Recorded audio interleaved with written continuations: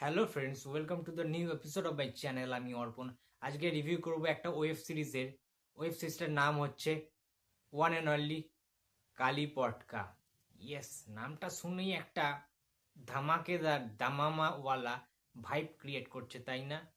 বিশ্বাস করো, বহুদিন পরে বাংলায় একটা এই রকম কাজ দেখলাম। ঠিক আছে, অভিরূপ ঘোষ পরিচালিত এই ওয়েব সিরিজটা কেমন লাগলো এক কথায় বলবো, এ হারামজাদি ভাত দে। ইয়েস, এটা বলি স্টার্ট করছি কারণ এই ডায়লগটা আমার দারুণ লেগেছে ভাই, দারুণ লেগেছে। ঠিক আছে, ওটা যেটা ওয়েব সিরিজে যেটা বোঝানো হচ্ছে অ্যাকচুয়ালি, চারজন মেয়ে রয়েছে, নারী রয়েছে, ঠিক আছে, তাদের বিভিন্ন রকম ক্রাইসিস আছে লাইফের মধ্যে, এবং সেখান থেকে তারা বেরোবে এবং একজনকে তারা মানে দোষারোপ করতে চাইছে বা একজনকে তারা কেস খাওয়াতে চাইছে, একজনকে ফাঁসাতে চাইছে, এবং সেটার মাধ্যমে তারা নিজেরা ফেঁসে যাচ্ছে কিভাবে, কিংবা কিভাবে তারা বেরোবে সেখান থেকে, সলিউশনটা কি, সেই পুরো বিষয়টা নিয়ে একটা গল্প এইভাবে যে তৈরি করা যায়। খিস্তির কথা আসছি, দাঁড়াও আস্তে আস্তে আসছি, কিন্তু তার আগে বলি যে স্বস্তিকা মুখার্জি, আমি মনে করি স্বস্তিকা মুখার্জি আমাদের একজন সুপারস্টার অ্যাক্ট্রেস বলা যেতে পারে। ঠিক আছে, আমরা অনেক সময় অভিনেতাদেরকেই সুপারস্টার মেগাস্টার আখ্যাগুলো দিই। স্বস্তিকা মুখার্জি কোনো অংশ থেকে আমার মনে হয় না যে খুব দুর্বল কোনো অভিনেত্রী। স্বস্তিকা মুখার্জি খুব পাওয়ারফুল একজন অ্যাক্ট্রেস বলে আমি মনে করি। ঠিক আছে, সে আগেকার দিনে যেরকম কমার্শিয়াল ছবিতে, ঠিক আছে, জিদ্দা কিংবা বুম্বাদার সাথে কাঁপিয়ে রেখে দিত যে কোনো কমার্শিয়াল ছবিতে, বাংলা ছবি তোমরা দেখেছো। আর এখন স্বস্তিকা মুখার্জিকে না বোম্বেতেও বিভিন্ন রকম আলোচনায় তাকে রাখা হয়। তার কাজ, সমস্ত বেলটা কিন্তু, তার কাজ কিন্তু যথেষ্ট তাৎপর্যপূর্ণ। এবং আমি মনে করি যে স্বস্তিকা মুখার্জিকে কেন এরকম ধরনের রোল দেয়া হতো না আগে, মানে কেন, ওয়াই? এত পাওয়ারফুল একজন অভিনেত্রীকে, অভিরূপ যেভাবে ইউজ করেছে, যেভাবে তাকে, হ্যাঁ, আহ, তুমি বিশেষ করে তোমরা এই স্বস্তিকা মুখার্জি না, এই যে বয়সের ছাপ পড়ে যাওয়ার ব্যাপারটা, এবং যেভাবে তার ম্যাডনেস, ঠিক আছে, শ্রীমার যে ক্যারেক্টারটা আর কি স্বস্তিকা মুখার্জির, যে ম্যাডনেস দেখিয়েছে এই ওয়েব সিরিজটা, ম্যাডনেস কাঁপিয়ে রেখে দিয়েছে বস।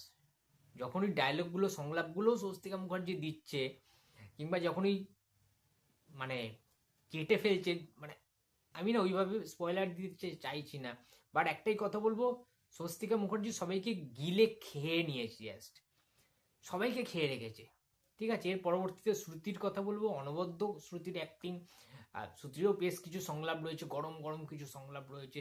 শ্রেয়ার কথা বলতে পারি, কিংবা বলতে পারি specially Anirban Chakraborty, too good, too good. Anirban Chakraborty কি বলবো, কিছু কিছু সিন রয়েছে অনির্বাণ চক্রবর্তীর, যেভাবে বডি ল্যাঙ্গুয়েজ, যেভাবে হাঁটা চলা, যেভাবে ওই চাউনিটা, হ্যাঁ, আহ, যেভাবে তার কথাবার্তাগুলো হয়, যেভাবে বারের মধ্যে ওই যে একটা পোর্শন রয়েছে, এবং বলছে যদি আগের রূপে আমি থাকতাম না সালা, তো পা দুটোকে কেটে রেখে দিতাম। ঠিক আছে, তখন ওই ছেলেদের যেটা দিয়ে টয়লেট করে আর কি, পাখিটা, পাখিটা দিয়ে নাকি সে হেঁটে যেত। আমি বলছি না, জাস্ট জিনিসগুলো, কিছু কিছু জিনিস আছে না ভাই, খিস্তি, কিছু কিছু খিস্তি আছে, যেমন কিভাবে বলবো, আমি মুখ দিয়ে উচ্চারণ করবো কি করে, একটা চামড়া দিয়ে খিস্তি আছে, ঠিক আছে, চামড়া, চু, MAGI, ঠিক আছে, এরকম ধরনের কিছু খিস্তি আছে, গালাগালি আছে প্রচুর, কিছু কি বলছি আমি, ভরপুর গোটা ওয়েব সিরিজটা জুড়ে রয়েছে। ঠিক আছে, তো আমার কিন্তু এটা দুর্দান্ত লেগেছে, দুর্দান্ত লেগেছে। এইরকম ওয়েব সিরিজ বানাতে গেলে বস সাহস লাগে, একটুও বোরিং ফিল করবে না, তোমাদেরকে একদম হুক করে রেখে দেবে প্রত্যেকটা জায়গায়। এবং প্রত্যেকের যেভাবে প্রথম দিক থেকে শুরু করে সিনেমাটার বিগিনিংয়ে, যখন যেভাবে ইন্ট্রোগুলো দেখা, ইন্ট্রোডাকশন মুভমেন্টগুলো, প্রত্যেকের ইন্ট্রোডাকশন মুভমেন্টগুলো এমনভাবে দেখানো হয় না, এবং এনার্জির সবচেয়ে বড় কথা, প্রত্যেকজন নারীর, এটা অ্যাকচুয়ালি তো নারী কেন্দ্রিক ছবি হয়েছে, ওয়েব সিরিজটা হয়েছে আর কি, সেখানে ছেলেবেলের প্রত্যেকের এনার্জেটিক পারফরমেন্স, যে সাহসিকতা, ফ্লুয়েন্সি, কোনো কারোর কিছুতে আটকায়নি, সে ধুয়ে দিয়েছে সবাইকে জাস্ট। এই রকম লেভেলের একটা গল্প, তাদের কাস্টিউম বলি, যে পরিবেশটা, যে সেটটা তৈরি করা হয়েছে ওখানে, একদম মানে র কলকাতাটাকে দেখানো হয়েছে, র কাঁচা কাঁচা খিস্তি রয়েছে, সমস্ত কিছু র, কোনো জল মেশানোর কোনো গল্পই রাখেনি, সিন রাখেনি অভিরূপদা, মানে ফুল মস্তি। এরকম ওয়েব সিরিজ দেখলে যারা যারা দেখবে হেডফোনটা কানে গুঁজে রাত্রিবেলা শুয়ে শুয়ে ওয়েব সিরিজটা দেখো ভাই, ফুল মস্তি পেয়ে যাবে, ঠিক আছে।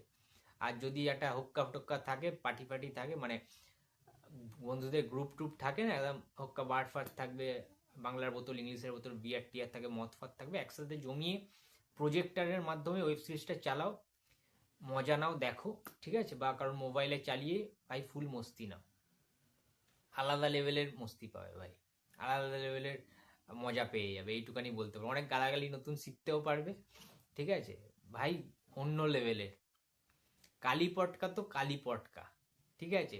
এবং যখন ওই গানটা, ও ভাই কি গান বানিয়েছে, তো মানে সিরিয়াসলি, আর কোনো গালাগালি কি বলো, গালাগালির কোনো ট্যাক্স নেই এখানে, ঠিক আছে, কোনো ট্যাক্স নেই, জিএসটি নেই, কিচ্ছু নেই, মানে সেই লেভেলের ছবি হয়েছে পুরো, আগুনের গোলা হয়েছে এই ছবিটা, এক কথায় বলতে গেলে, ঠিক আছে। তোমরা যারা যারা মন্টু পাইলট দেখে বিশাল খুশি হয়ে গেছিলে গালাগালি নিয়ে, তাদের তাদের তাদের বলবো, রেকমেন্ড করবো যে তোমরা কালী পটকাটা দেখো প্লিজ, তাহলে বুঝতে পারবে যে গালাগালিরও একটা ডেফিনেশন থাকে, সেটার এক্সাম্পল হচ্ছে কালী পটকা ওয়েব সিরিজটা, মানে জাস্ট এখনো ভুলতে পারছি না ছবিটা, এইরকম বাংলাতে কাজ, ভাই অভিরূপ ঘোষের মতো একজন পরিচালক রয়েছে আমাদের এখানে, কোনো কথা হবে না, চটপট যাও জি5 অ্যাপটা খোলো, সাবস্ক্রিপশন নিয়ে নাও, চটপট মুভিটা দেখে নাও, ঠিক আছে। আর আর এরপরে কোনো কথা হবে না, এরপরে ফুল স্টপ পড়ে যাবে, ঠিক আছে। এইটুকুনি বলতে পারি, যারা যারা দেখবে তারা তারা তাদের বন্ধুদেরকেও বলবে, ভাই তোরা এটা দেখ, তোরা এটা দেখ, একবার হলেও দেখ, ঠিক আছে।